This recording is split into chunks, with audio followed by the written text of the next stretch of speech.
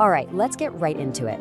Today, we're going to talk about a book that basically takes the standard business playbook and, well, sets it on fire. It's called Rework, and it's all about a completely different and, frankly, smarter way to work. And hey, don't just take my word for it. When a marketing legend like Seth Godin slaps a warning label like this on a book, you know you're in for something that's gonna mess with your head. This isn't about gentle suggestions, folks. It's a full-on takedown of business as usual. So it all boils down to this one big question. What if all that stuff we're told to do, the 5-year plans, the obsession with growth, the whole hustle culture thing, what if it's not just useless, but it's actually making things worse? Rework dares to ask that question.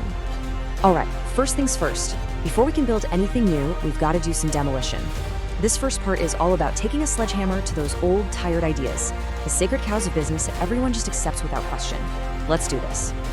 You know those massive 100-page business plans? According to Rework, they're basically fairy tales.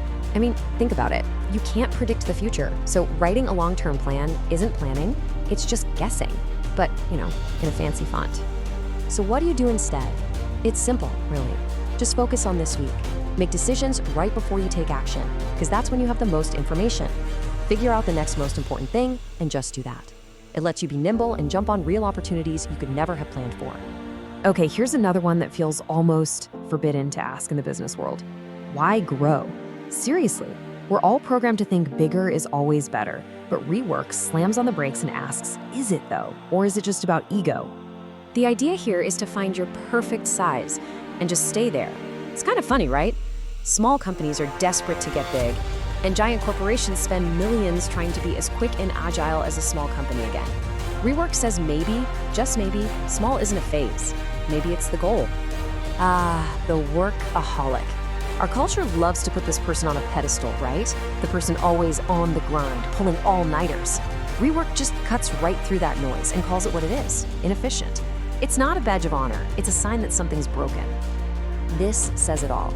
The person working insane hours isn't solving problems, they're just throwing time at them. They burn themselves out and often create more of a mess. The real hero? The person who found a smarter, faster way to get it done and was home for dinner. You've heard it a million times. Fail fast, fail often.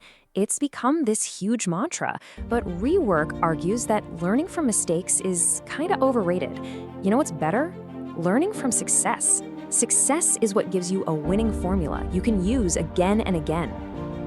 Okay, so we've torn down the old myths. Now it's time to build something.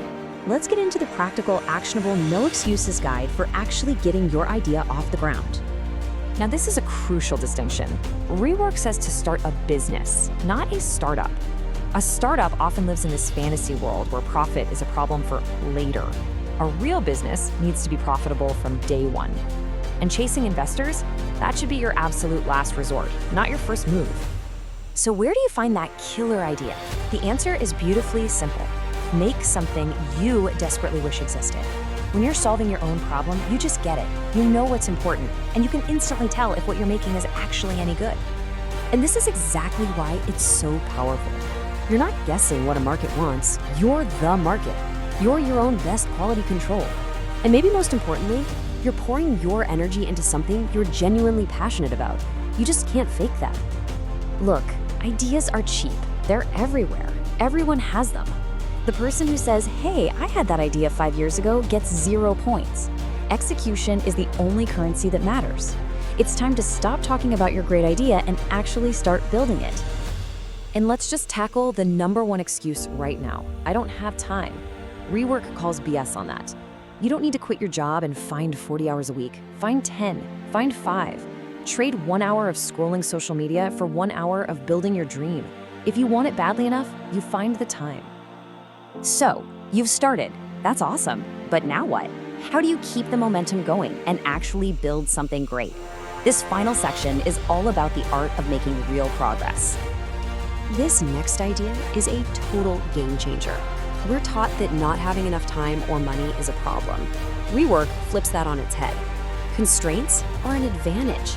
They're a gift. They force you to be creative and resourceful. They stop you from being wasteful. They're your secret weapon. I love this phrase because it's so true, isn't it? We're so tempted to do everything, but you can't do everything well. The key is to do less, but do it better. Cut your ambitions in half. Be willing to sacrifice some good ideas to make the remaining ones truly great. So how do you decide what to focus on? You find the epicenter. It's the absolute, undeniable core of your idea. The hot dog stand example is perfect. The epicenter is the hot dog. Not the cart, not the fancy mustard, the hot dog. If that part isn't amazing, nothing else matters. Start there. And that leads right into this idea of being a curator. A great museum isn't great because it crammed every painting ever made onto its walls. It's great because of the tough choices it made about what to leave out. Your product is the same.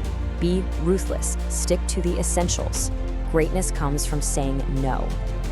Okay, so we've torn everything down, rethought how we start and how we make progress. But why? What's the real point of going against the grain and doing all this? It's that simple and that profound. It's about doing work that matters, building something you're proud of, something that makes people's lives a little bit better, creating something that, if it disappeared tomorrow, people would actually miss. And that really leaves us with just one final thought. This whole philosophy isn't just theory, it's a call to action, it's a challenge. So the real question isn't for me, it's for you. After all this, what dent are you gonna make?